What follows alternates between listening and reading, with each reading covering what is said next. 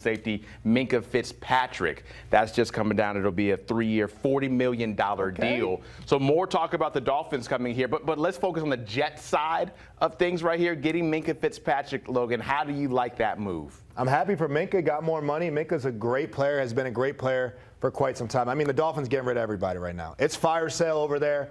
I see how they're doing business right now. They're getting rid of all their guys. But Minkah has been a leader and been a high-level safety for a very long time. You're going to start getting to age. How much does he have left? But I know that Minkah knows how to find the football, right? Obviously, that situation in Miami wasn't good for any player. When I look at an entire team struggling at every position, I can't put that on the player. I can't say Waddle had a down year, Tyreek had a down year, Tua had a down year, Minkah had a down year. No, that's on the coaching. When every player has a down year, that's on the coaching. So now what can Minkah do on this Jets team? Now, they need to have an up year. Aaron Glenn needs to get an interception.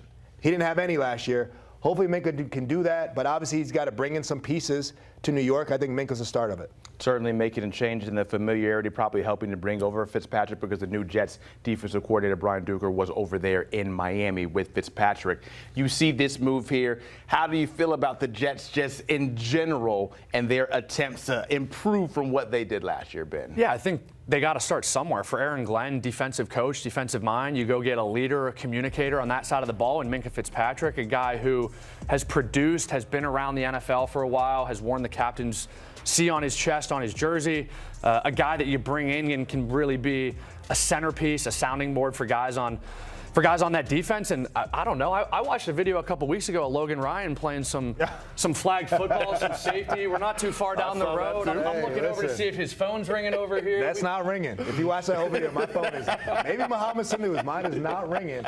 But I'll make a guarantee here, first guarantee of the day. Okay. I guarantee the Jets get an interception this year. Okay. They got to at least get one interception this year. And when you bring a guy like Minkah over, though, he's teaching the system. Because when you have a lot of change and turnover with coordinators and head coaches, which we've seen an unprecedented amount. We have 10 new head coaches. That has not been done in a long time.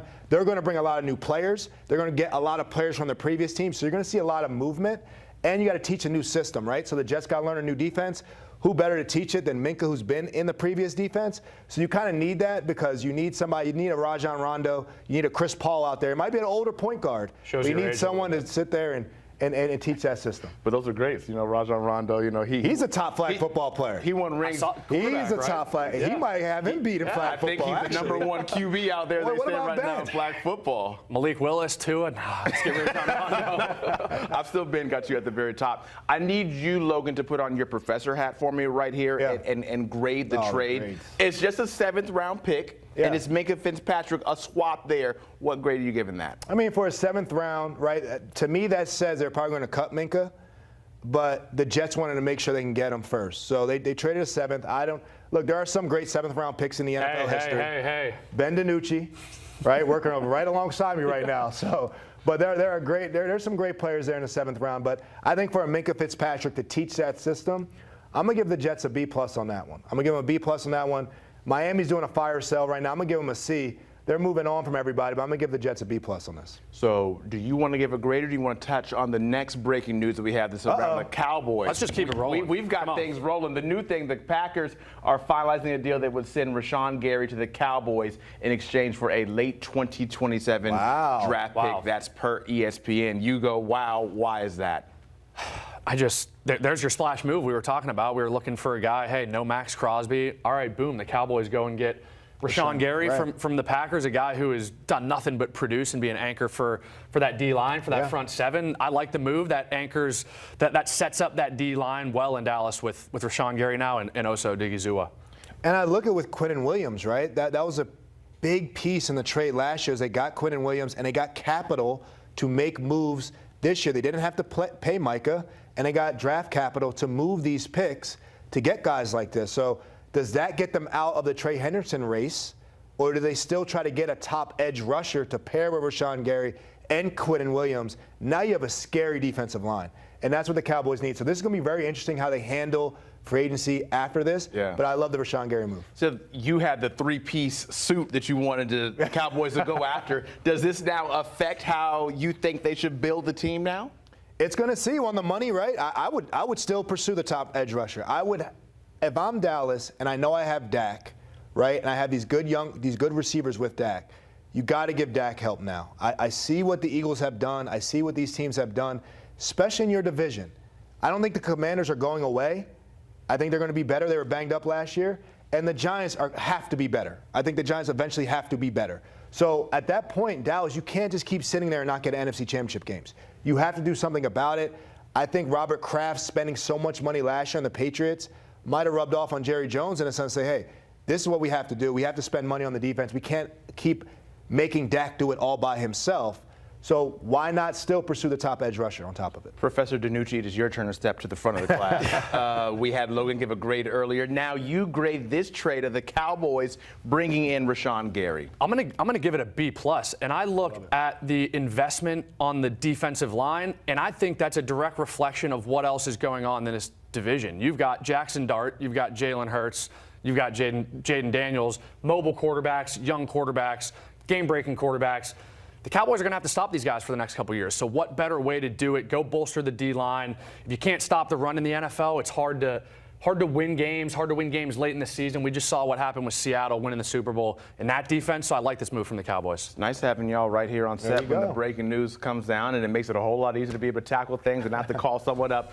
Ben DiNucci and Logan Ryan, thank you so much. We'll be seeing y'all throughout the morning here on HQ. And, of course, this all news is coming as the negotiating will be right here as it stands. You hear this news. What happens next? How do the Dolphins move forward? Well, I think logically, they've got to find where they want to go at the quarterback position, right? New head coach, new front office, some things are going to look different, feel different. I think what you've seen a couple years ago with the Denver Broncos and what they did with Russell Wilson and how that's worked out with Bo Nix on the rookie contract in the win-now mode the last couple years, I think the Dolphins are going to be number one of these teams that are going to try that and say, hey, if there's a way we can get rid of this money, get two off our books, kind of restart that quarterback room, they're going to have to find a guy, whether free agency or draft now, to kind of fill that void and get some production. Well, the Dolphins changed everything, right? They changed the GM, they changed the head coach, and now they're going to change the quarterback. And that's pretty much when a new regime comes in, and Ben can allude to this, when a new regime comes in the NFL, you better get ready. You better look out if you're a veteran in that locker room because they are bringing change. A coach got fired because you didn't win enough prior. That might have been your fault or not, but he's bringing his players, he's bringing his change, and that's going to be the quarterback position. And unlike the Broncos situation, though, I don't know if there's a Bo Nix that the Dolphins can draft, right? I don't know what this quarterback draft is outside of Fernando Mendoza. I don't know if the Dolphins trade up for Fernando Mendoza. That's maybe too early to speculate. But you got to think, if they're releasing Tua and all that dead cat, can we bring up the money of how much they got to pay Tua to not play for the Dolphins? I mean, they made a pretty quick decision here to move on from him, and it's a lot of money that they have to pay him. And what I think is they're going to nail someone in free agency. Yeah. They got a guy circled. Is it Malik Willis, right? Is it Mac Jones? Who is that next Sam Darnold? Who is that next guy that they saw the Seahawks? And then another thing, my last point in the NFL, it's a copycat league. You see Sam Darnold get revitalized. What he's done, won a Super Bowl. So do they feel like they can revitalize one of these quarterbacks like a Malik Willis, like a Mac Jones, to come down to Miami and give them a rebirth of their career? They have Quinn Ewers on the roster. It is a $99 million dead cap hit, which is the largest in NFL history. They're on the books for $54 million in guaranteed money this season. Ben, just playing the position, like how bad does it have to be when we take that money and just throw it away? Because we were talking a little bit offset about, okay,